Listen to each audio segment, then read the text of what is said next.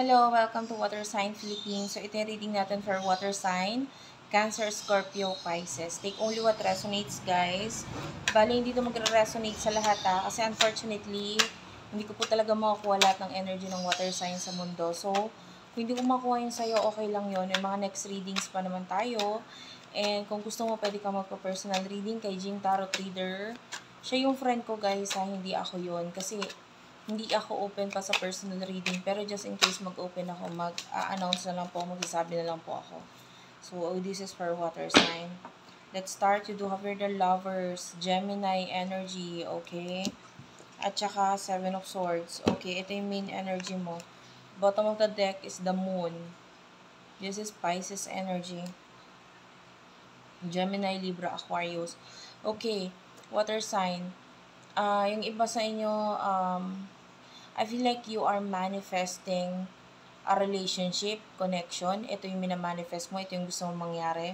Might be this is a connection, relationship na lumalabas na sa iyong dreams or kung magkarelasyon na kayo ng person na ito or may partnership na sa inyo, pwedeng meron na kayong pangarap.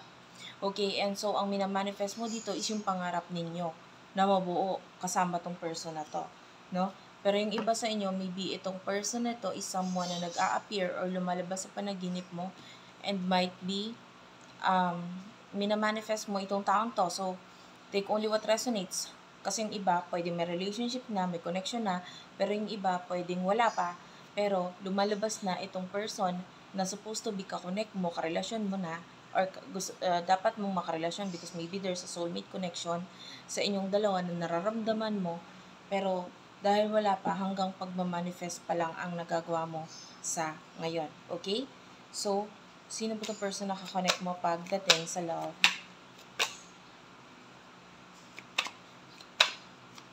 Person na kakonect mo pagdating sa love.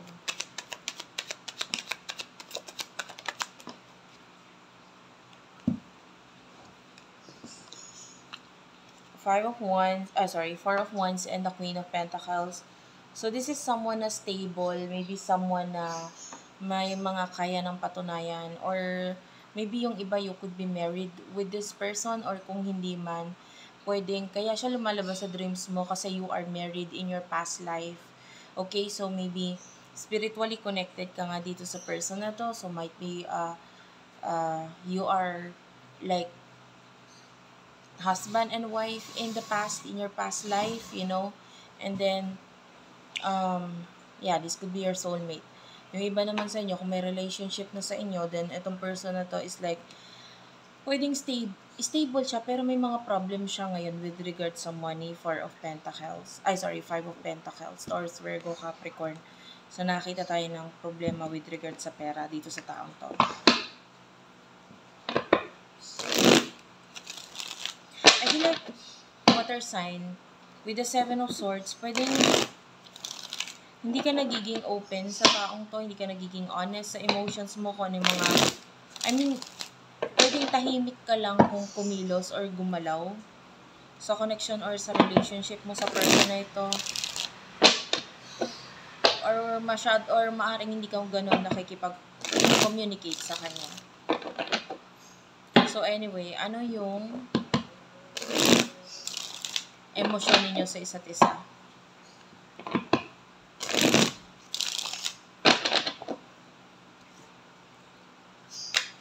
Emosyon ninyo sa isa't isa ng person na ito. For water sign, you do have the King of Wands, the Wheel of Fortune. Clarify natin, anong meron sa King of Wands and Wheel of Fortune?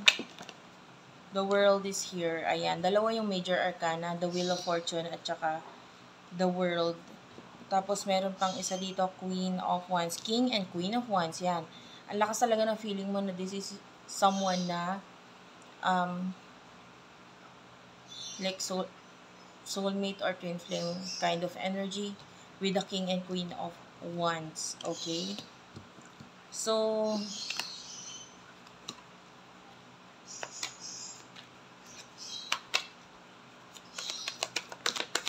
emosyon na nararamdaman niya para sa'yo.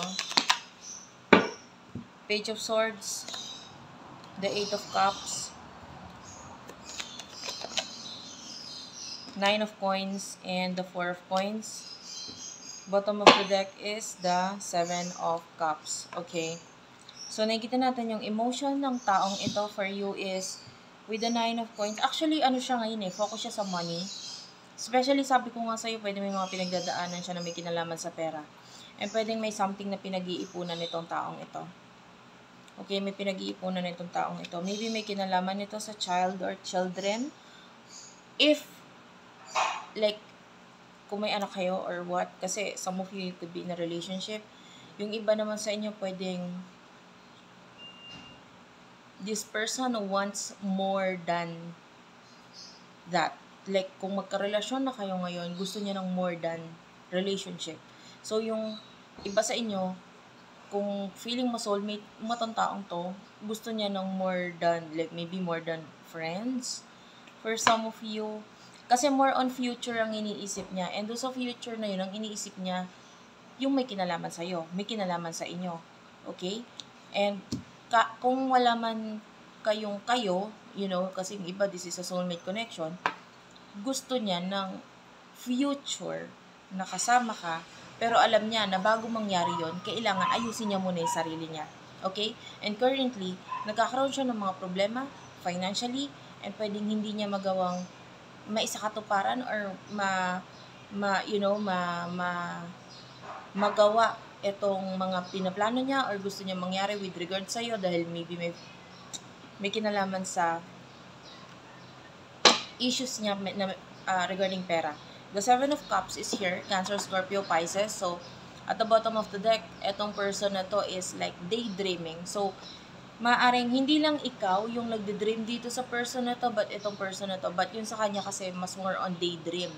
If you are more on night dream, no, tuwing gabi, tsaka ka mananaginip about this person, yun sa kanya more on daydreaming.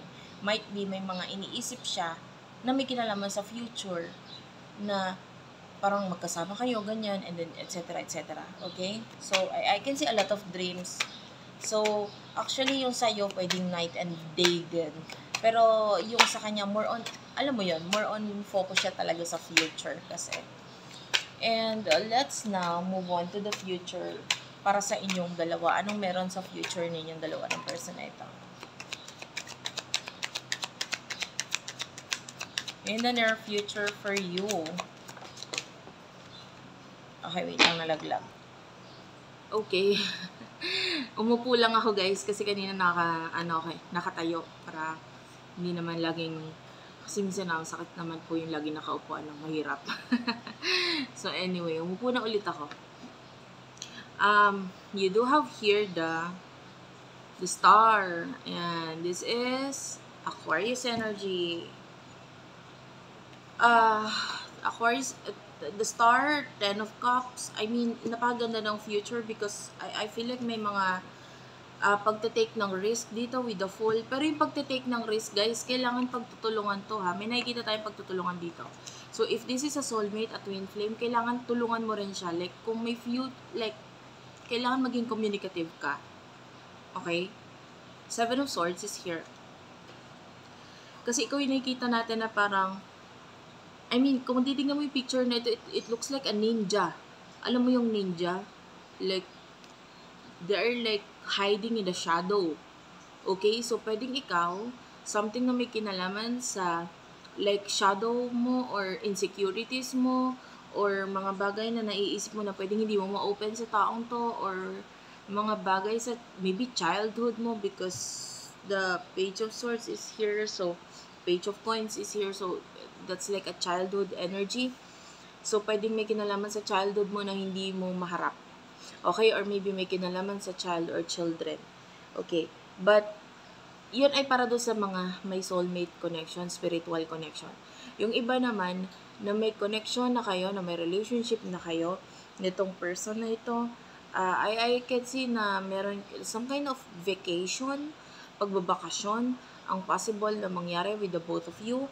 And I can see that with the star might be dun sa particular, maybe that is the vacation that you are longing for. Yun yung hinahangad or hinihiling yung bakasyon together. So, nakikita natin, you will be together like some kind of honeymoon. Yung iba, this could represent as honeymoon kasi nga, may deepening of level of connection, commitment. Yung iba, marriage. Okay, you could be married to this person. Pero, kailangan, like, alam mo yung pinaka nakikita natin sa connection nito, kailangan talaga yung pagtutulungan. At yung pagtutulungan, magsisimula yun kung magkakaroon ng maayos na komunikasyon at connection sa inyong dalawa. Okay? So, thank you for watching guys. I love you all and bye-bye.